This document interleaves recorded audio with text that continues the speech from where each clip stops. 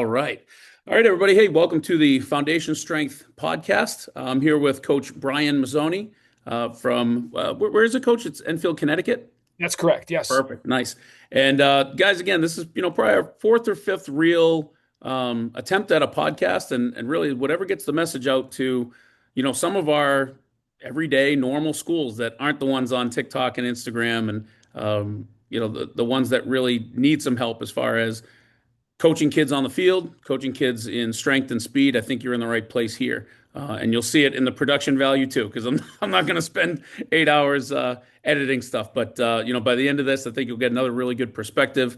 You can always reach out to me, and just based on how easy Brian has been to reach and talk to, I'm sure he's very easily accessible as well. So yeah, Coach, as we get rolling, what got you into coaching, and what got you to where you are today in your coaching career? So I'd say what got me in years ago was when I was playing, I played at Westfield State, small Division III school in Massachusetts, and I just don't think I was done with football when I graduated. So I was working as in radio. I was working at a radio station, Rock 102, and I was doing sports writing for a local newspaper. And I just picked up an assistant coaching job at Ellington High School, which is about 2 towns away. And I started substitute teaching. And I always thought that someday I would want to teach because I just thought of like the benefits of being a teacher for a family. And it was just kind of pushed me there. I was making no money doing the sports writing. I was covering American Legion baseball and Little League playoffs and stuff like that. And so it was, I was like, it wasn't the New York Post. I wasn't covering the Yankees and whatnot. So I got into coaching. I loved it. I was at Ellington that first year in 2004. And I substitute taught. And the next year I got hired as a teacher. I finished my certificate and I got hired in the town of Enfield. I work now. We used to have 2 high schools for me in Enfield. I got hired there and then I started coaching there. And I've kind of bounced around since then. I've been a head coach. I've basically filled every role you could fill. I think one of the things me and my coaching friends talk about is we really had to pay our dues back in the day.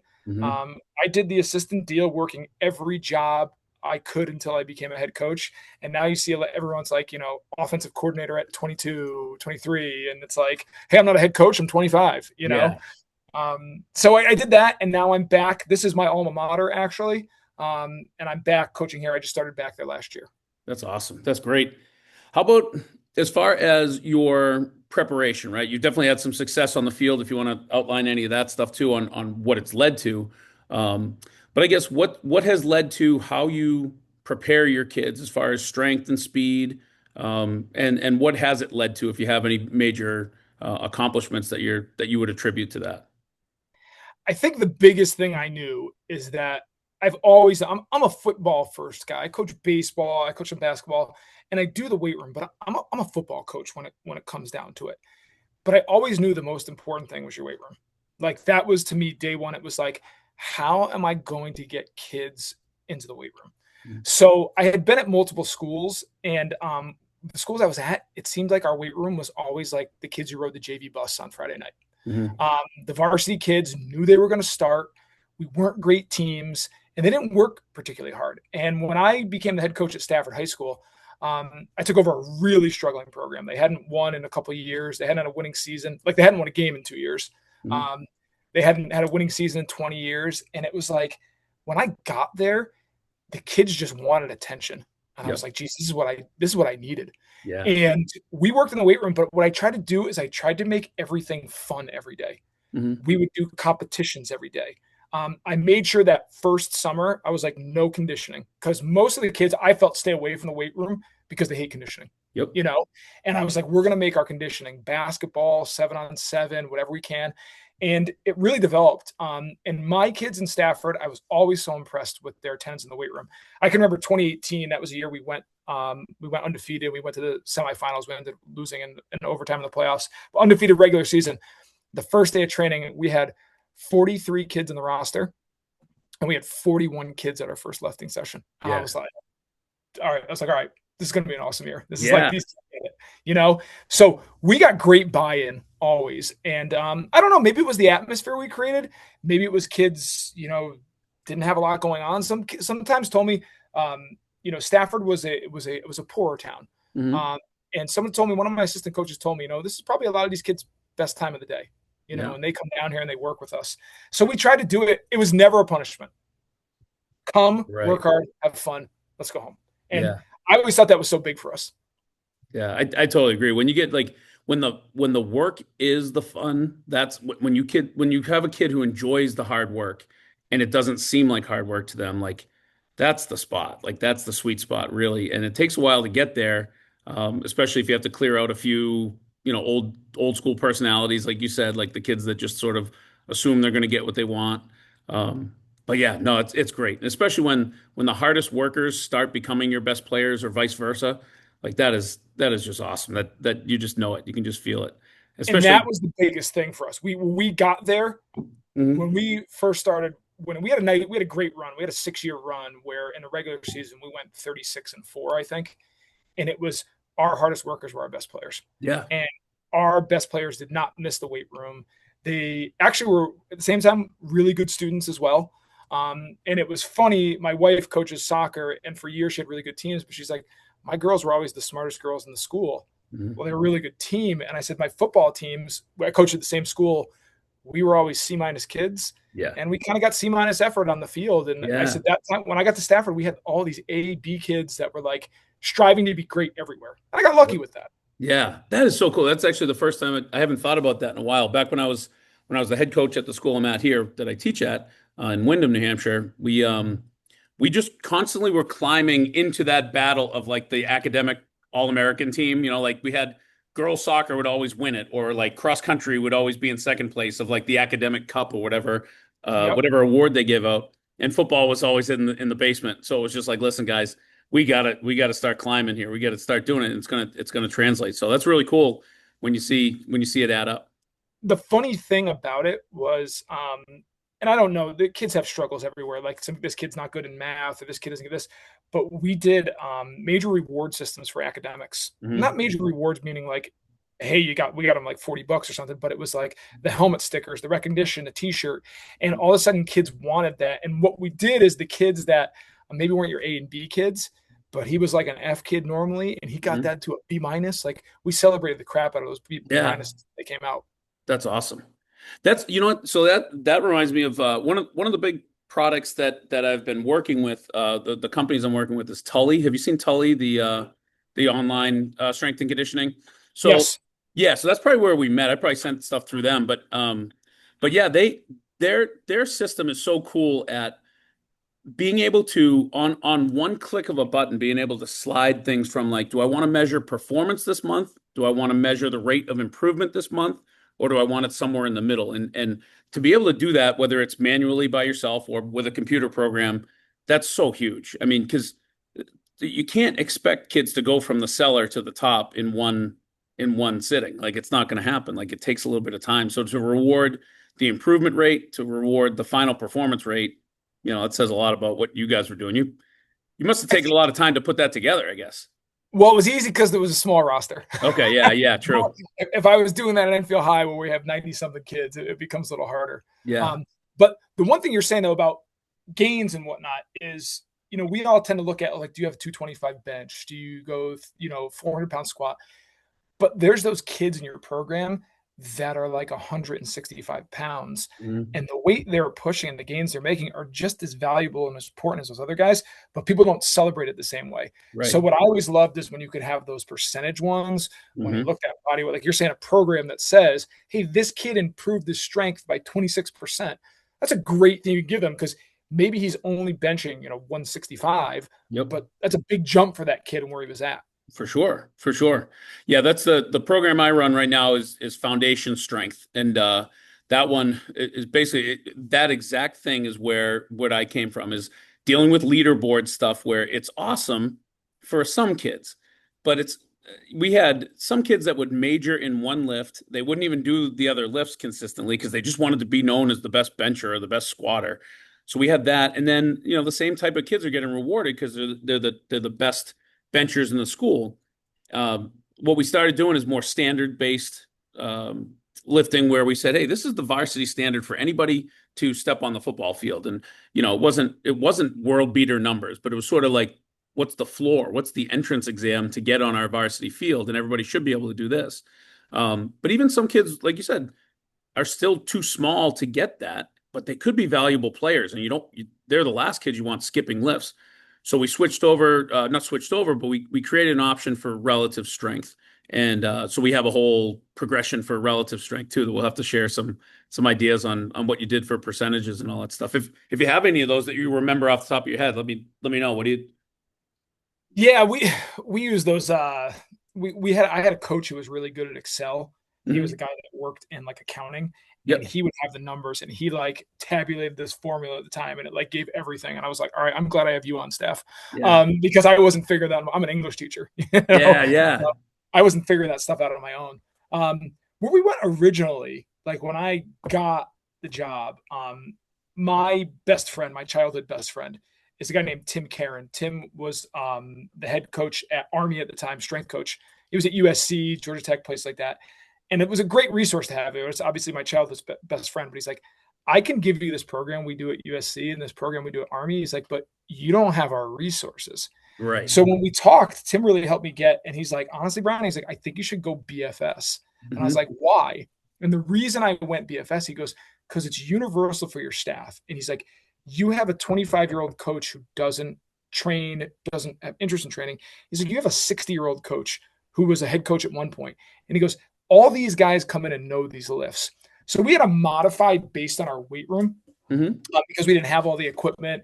And, one of the things at the times is we didn't want to do cleans at the start because we thought it was a complex lift. Yep. And we had to make adjustments to that. But I used BFS for years, with those guys until I came over to Enfield High. And it was just the biggest thing is like Tim said, you want whoever's in the weight room that day to be able to coach it. Yes, And that exactly. was a big thing, you know? Yep. Yeah, I mean when I look at the stuff that I've put together, it's like it's so I can just see the BFS in it, because I we definitely did a lot of that when I was younger and when I was a first time coach. Just that idea of having something be universal. And yeah, there's going to be some things that aren't perfect. Like you're giving up the Army program, you're giving up the Nebraska program. Okay, but it's not that bad because you're getting so many things out of it. When you're chasing something that's just out of reach and you never get it, then you're kind of net zero. You never got it. Like, yeah, maybe you got close, but there was never any momentum. And with BFS or with what you did or what I did, it was so nice to just have consistent improvement and personal records. And it's just like putting money in the bank for those kids, just getting consistent confidence. So, Yeah, I thought the tracking of it was the best. That was like one of the yeah. pieces that BFS always did. You track it. So you're like, all right, this week is what I did. And with the rep changing, they could look back and like, all right, a month ago for 3x3, I hit this. You Yeah. know, I always thought that was really good. And like I said, our weight room was not perfect. The program was not perfect. There was like things you could change, but it worked for us. Yeah. That was the same thing. Mine had to go even simpler than BFS because we couldn't declare that Monday was a squat day. We didn't have the resources to do it. So we really had to focus more on giving the kids their own little bingo card, basically, and having multi levels progressing towards our varsity standards. And it was more individualized based on them. So like if you knew your biggest weakness was squat, we're going to say, hey, our lift of the day that we're all trying to get to is overhead press today, so I can see everybody. But Brian, we know your squat is your biggest need, so we definitely need you. Squat's going to be your number two today, and it's probably going to be your number two lift consistently, so you get more volume with it to push your floor up. Changing the order of the lifts was the biggest reason why I had to step away from the BFS stuff. Make it even more athlete driven. But the principle behind it was so good. So Yeah. it was really solid.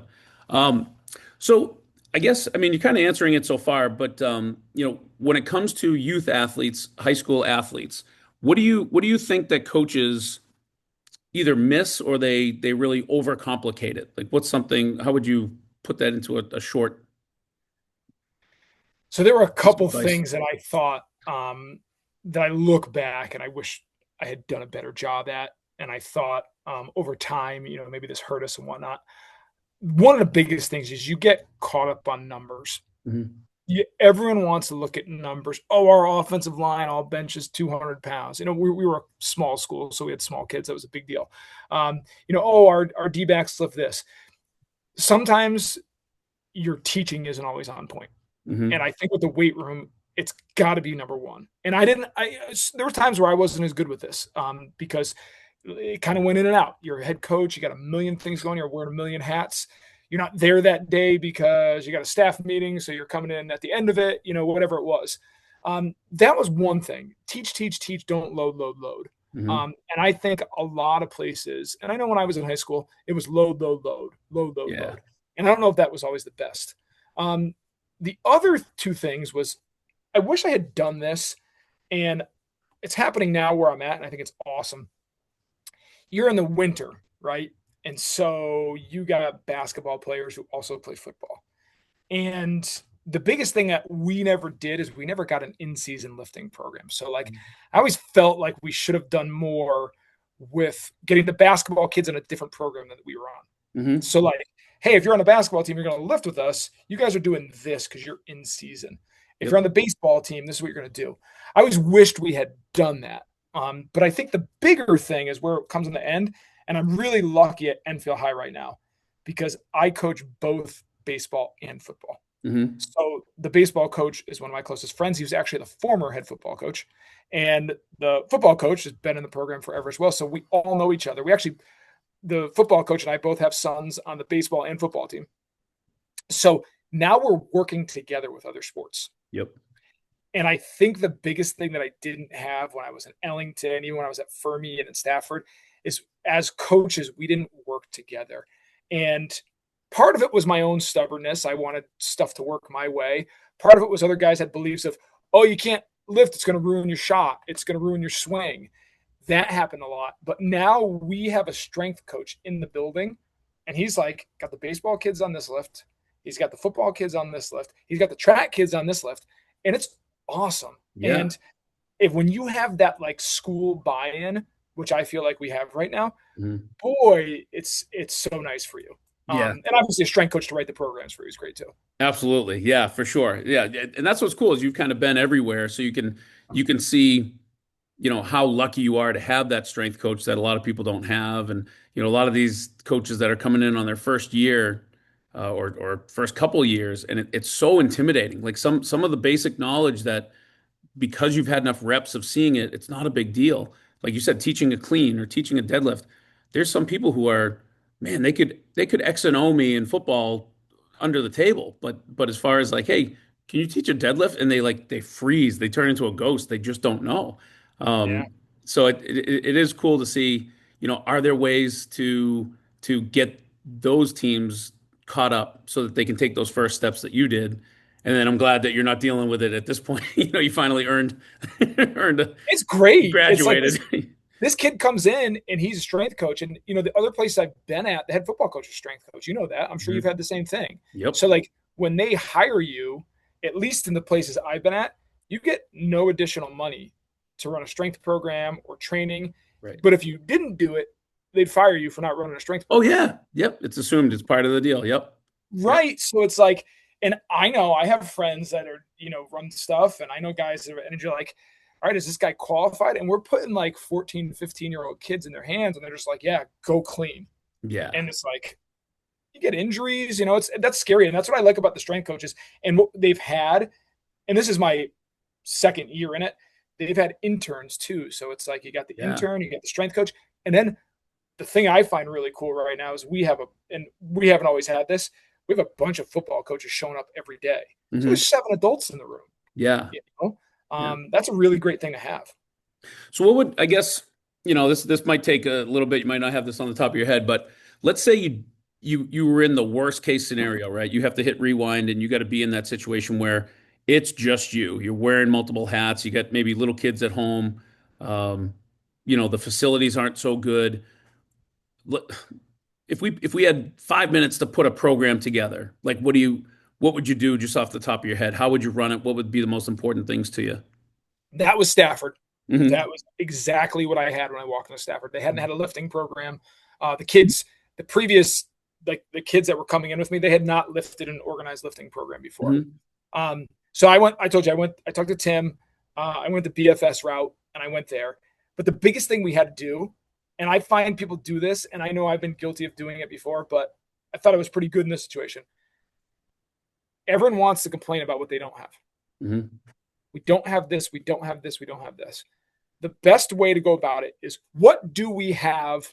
How can we use it? Hmm. And so what we were lucky is that nobody else in the school lifted in the summertime. It was just the football team. Yep. So we had free reign on the areas. So like our weight room was small, but we had a station set up in the hallway, something set up in the gym, and we were using it and utilizing it however we could, Yeah. because the space was small. The biggest thing we did, and and I'm glad I did it. I was actually really proud of it when I left. We hustled. Hmm. We hustled to get equipment.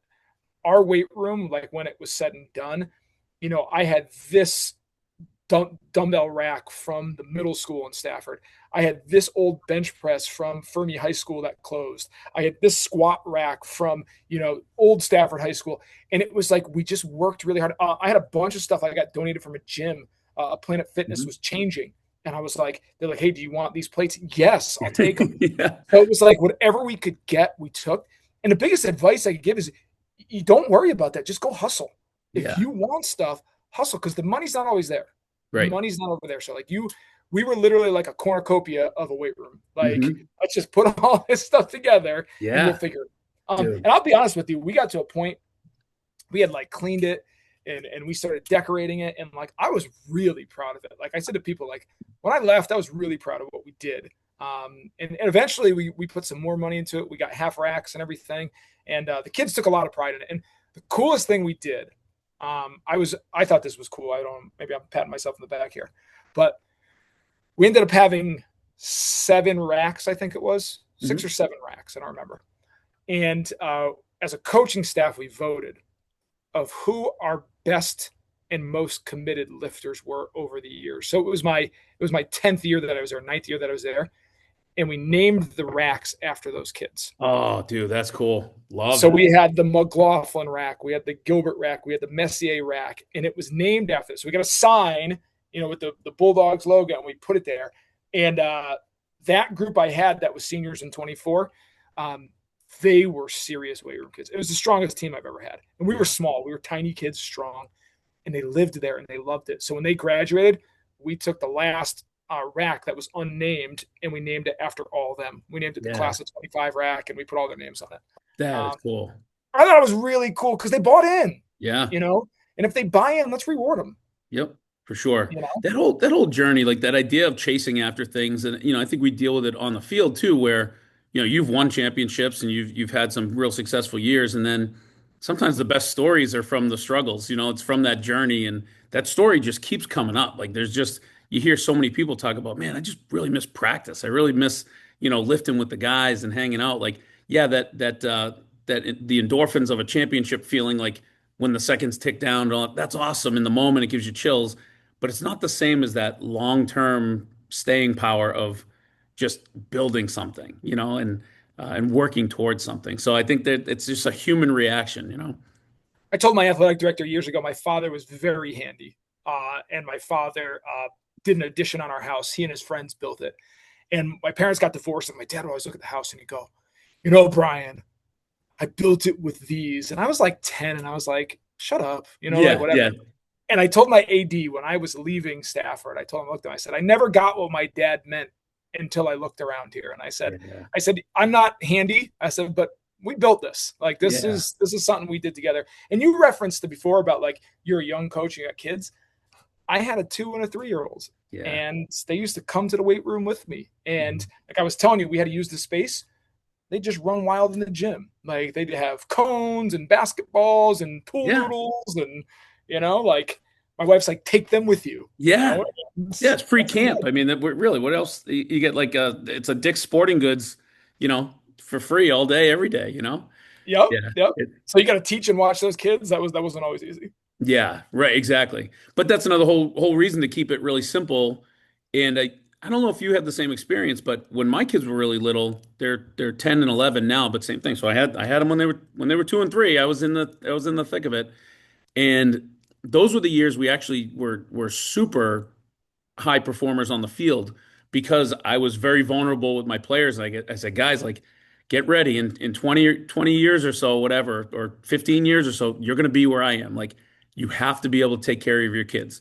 and I need to be able to take care of my kids first. So we're going to cut this out. The playbook's going to be smaller. You're going to be responsible for more calls. You're going to be responsible for more things in the weight room. And they, man, 10 times better. Like they just loved it. Like they wanted to fight for me and each other. And it was just way better than saying, oh, we got the best equipment and the coolest program. It was just way better. Awesome. So I'm sure That's you awesome. must have They had a take pretty ownership. similar deal. Yeah. Isn't that Yeah, they great? Like take it's just, ownership. yeah. Yeah, because that's what they want. I mean, they're dying to just have something that's theirs. Anybody can move into a beautiful big mansion, and a lot of people want to build it themselves. And I've said that a bunch. That's kind of my broken record lately. Is I'd rather have a pretty nice house that I built than some mansion that somebody else built. You know what I mean? It's Yeah, I know what I'll you mean. take it. I'll take a beaten down old Chevy that I repaired in the garage than the brand new stuff. Those kind of things. So Yeah. um but no, that's great, man.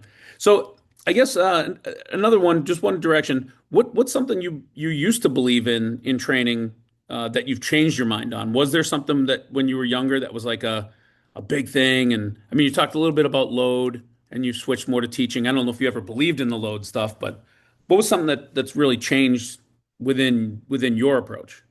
I'd say, yeah, I was the load guy. I Hmm. was the load heavy. It was funny. I have a back injury. I have two bulge discs. I did it in college, but I think I did it a little earlier and didn't know. Um, and I lifted heavy and I did tons of cleaning, hand cleaning, power cleaning. And I was like, that's where I think I really hurt myself. That's ultimately where the final injury was. And I was like, I don't love cleans. Hmm. But I remember getting a job and a coach told me, you can't win if you don't clean. You can't win if you don't clean. And I was like, well, I'm not comfortable teaching this. It's like I personally hurt myself cleaning. So I Hmm. want to do modifications. Let's do high pulls, Yep. let's do one arm snatches on dumbbells, something like that. And we got to that off season and we used to do a conference lifting competition. And I didn't bring my team because one of the core lifts was cleans. Yep. And a couple of the people in the league were like, why aren't you coming? Why? I was like, guys, I don't clean. I was like, so we can't win. I was like, the whole point of going to a competition is to win, right? Yeah. So this coach told me, he's like, coach, you're not going to win, man, if you don't clean. You're not going to win, man, if you don't clean. Well, the next year we went 10-0. We beat his team. And I said, hey, he's like, wow, you had a great year. I was like, the amazing thing? I go, we didn't even clean. Hey, Ray. Yeah. Yeah. Like there was like a million different ways. And so I think years ago, I thought you have to do it this way. Yep. And I mean, I've worked out for years. There's a million different plans I've done. Every college does something different. Every strength coach has a different strength. And I think I felt like for years there was a cookie cutter way to do it. Right. And there's not. There's No, not. everyone's looking for that magic bullet. It's such a podcast thing to do, right? What's one thing we should do, coach? Like there is no one thing, you know. It's So, like you said, like you got to fit you, mhm. fit Yeah, no you. doubt. That's the biggest thing. What works for me and my staff. Yeah. Cleans for me it's we took a few years and went very easy with them. And then we went back and they've become very important again, but for a whole different reason. Like we do not worry about kids setting, world records in cleans. But what we do talk about all the time is just keep teaching your brain that your hips are more important than your arms. Like when we're talking about explosion, I tell kids all the time, I'm like, show me explosion if we were playing charades, right? And they all go like this. So I go, okay, where did it start? All right, started in the middle. So, how many times can we just teach our brain how important the middle of us is, how important those hips are? So, I don't care how much you clean. I just need to know that it's enough where your body recognizes that I need my hips for this. And really at that point, I want you to inch it up from there. If there's ever a day where you don't feel right, we go even lighter. We take like I'm always telling kids, take some off, take some off. And then the reverse psychology takes care of it anyway. And we've been lucky. I mean, I've been 17 years at this school, and we've had really literally zero injuries. I can't think of any direct weight room injuries that we've had. I mean, but I'm sure some kids hide stuff sometimes, but definitely never. I've never had a kid come in sore and said, "Hey, it's from the cleans that I did here," which is really good. So some Yeah. of it just is load and just like teaching them the pattern. Um, so but I love what you're saying because you don't need them. Like if someone said you can never clean again, all right, we'll find a different way. Like let's figure out the path to make this work. And it all comes down to finding a few things that really work and getting kids dedicated. So well, that's Yeah, awesome. get good at that stuff. Yeah. Well, I guess as we close it out, um, I guess we're any other things that we left off, any big things that you'd recommend as far as maybe, I don't know, books, movies, any social media stuff that you follow, and also where can we find you? I feel like I'd go on for days if I did books because I'm an English teacher and I read like Yeah, everything I can in coaching. I should have just Um, started here. Sorry. I, I get anything you get your hands on with Bill Walsh. I love Bill Walsh. Yeah. I could. There was just another one that was an easy read that Dan Casey just put out. That Bring Your Own Pencil, I believe it was. Yes, I've seen that. Haven't Read it read and it. like I gotta get there. super easy read, and it was like that was a good one that reinforces things.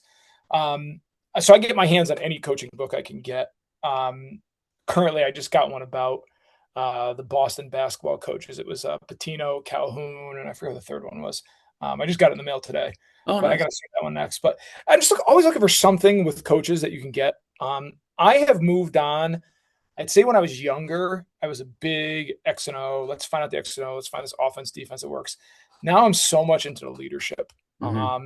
and I want to program develop, and it's about getting kids to be better kids with more confidence and things like that. So I'm constantly looking for ways to develop that. So we put a ton of time into our leadership development stuff because that's ultimately what I want to see. Hmm. Yes, I want to win. Don't get me wrong. I want to win a lot. Like that's where we're at. But let's develop these kids the best way we can. So I read those books for that stuff. Social media. I mean, I'm probably looking at all the same stuff you're looking at in your social Yeah. media feeds. Yeah. I have felt the Glacier Vault has been pretty good lately. Yeah. I've been on that Glacier Vault a bunch. I mean, I'm a clinic guy too. I'm old school where I want to go to the clinics and go in person. I actually, one of the biggest things I think I could recommend to people, and it's funny because I coach baseball too. And in baseball, I don't feel like this exists, and in football, it does. I have a group of friends, probably about, I have one group, it's like 7 of us. We talk every day, guys that are head coaches all over. Mhm. I have another group that are a couple guys head coaches. We talk a ton and we share ideas. Yeah. And it's I'm struggling with this, or I got this going on with this kid. And you realize that even the best programs have the same problems you guys have, Yep. right? But in baseball, I feel like it doesn't go on. Baseball, I feel like it's very territorial. Like I Yeah. am the baseball coach and I hit this single by my, you know what I mean? Have your friends, man. Like go use your friends. Yeah. Um, because there might be a program right next door that you really respect, or there might be a guy who's struggling. He's going 3-7, 4-6, but he's doing a great job with what he has, and you could get stuff you could use from him. Totally. Um, that's where I really rely on it. I mean, I don't know what do you guys run all-star games or anything like that? Yeah, up in New Hampshire, we have the Chad All-Star game, which is East-West, and then we also do the Shrine game against Vermont. So for a small state, we run pretty thin. We get a lot of kids playing in them, which is pretty cool. That was the best thing I ever did. I got involved in those games and I made a lot of friends there, and Yeah. we share a ton of ideas, man. And Yeah. like some of the guys are really great coaches, and you're just like, Jesus, I didn't think about that, Yeah. you Yeah. know? So I'm probably, I don't know, I'm probably like a lot of other guys. I talk coaching nonstop. Hmm. And if you get guys that are junkies, like you want guys on your staff who are junkies. Yeah. And right now, I actually feel the staff I'm on. We have a good amount of guys who are junkies, so we're talking a ton. Hey, did you see this? Hey, did you look at that? You know, Yeah. uh, so that's what I do a lot of that stuff with. Yeah. That's awesome. So yeah, if you want to plug anything where for your Twitter or anything like that, if you don't mind people reaching out to you, I mean, I got a ton from you today, and I'm sure a lot of people would want to chat a little bit. I'm at Brian Mazzone. Simple. I think it's a picture of me and my son. I think it is on there. I have a boring Twitter in the sense that like I just tweet about UConn and the Giants, like retweet stuff, it's like that. But I open up to people, like I connect with a lot of people on Twitter, kind of giving coaching stuff, and that's where I get like good resources from. I bookmark stuff that I see in it. Like actually, 2 days ago, I forget the guy I saw put it up, but he put up different pursuit drills. I Hmm. was like, I love pursuit drills. And it's like, oh man, I'd never seen this one before, you know? Yeah. So I just kind of stash it in my folder and then go from there, you know? Yeah. Um, I create those drill menus for guys on my staff. So we have all the drills in one place. And it's like, Yep. hey, and sometimes you forget about drills during the season. Oh And yeah.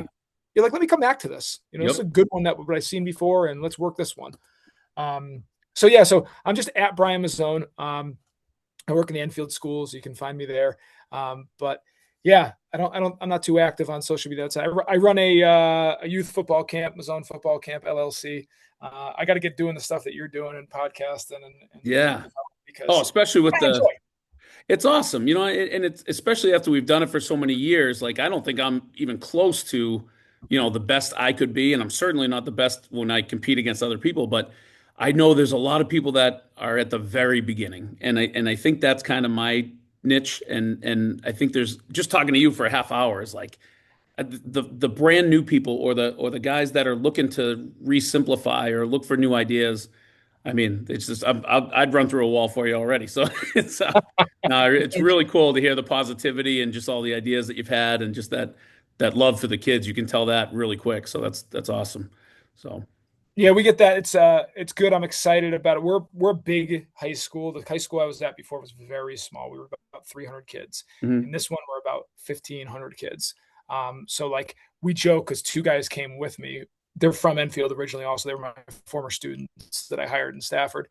And JV in Stafford, we'd probably send 14 kids, 15 maybe. And Mhm. now we got JV on a Saturday. We got 45 kids. It's like, what? This is our whole team in Stafford. Oh Like, there's man, so many kids yeah. here.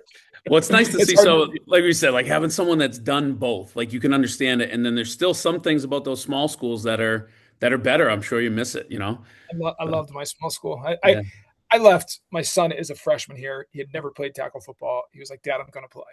And I said, if he's going to play, I'm going to be there. And yeah, so I stepped down. It was a very easy decision, but it was so hard to leave. Like yeah, leaving, the act of leaving was so hard. But I knew I was doing the right thing. And then I was here with my kid this year, and he played freshman. I coached varsity. I got to go to all his freshman games. And I said, I'm just not going to do the same things with high school kids 30 minutes away that my son's doing. And we're in the weight room together, and you're on the field together. It's a lot of fun. yeah, It's a lot. man. Well, you got me convinced, man. I think I think you did it awesome, and I think we're living a pretty similar life. And if I can turn out the way that you're doing it, I'll be fired up. So, well, I'll close it out right now. But dude, we got to have you on again. There's definitely more to talk about. We'll do a whole one on books or whatever, on sports books. But Let me yeah, know. I love talking coaching. yeah. Well, thanks so much for coming on, Coach. Coach Brian Mazzone from Enfield, Connecticut, and yeah, check him out. And thanks so much for being here, guys. And we'll talk to you on the next one. Thank you very much.